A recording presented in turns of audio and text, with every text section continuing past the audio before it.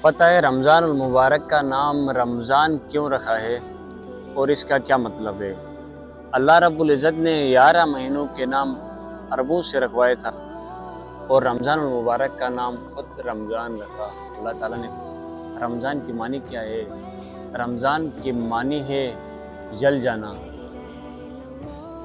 انسان 336 دن جو بھی گناہ کرتا ہے، اور اللہ رب العزت نے ایک ایسا مہینہ رکھا ہے جس میں 30 دنوں کے اندر 336 دنوں کے گناہوں کو جل کر راکھ کر دیتا ہے۔ ایک رمضان رکھا تو اس کے اتنے گناہ مٹ جاتے ہیں، اور چلتے چلتے 30 رمضان تک انسان کے 336 دن کے گناہ سارے مٹ کر راکھ ہو جاتے ہیں اور انسان گناہوں سے پاک ہو جاتا ہے۔ اللہ تعالیٰ نے اس لیے ہمیں رمضان عطا کیا ہے۔ اس حساب سے میرے چینل پر آپ کو رمضان المبارک اور دین اسلام کی اپڈیٹ ملتے رہیں گے، ضرور سپورٹ کرنا، بہت شکریہ۔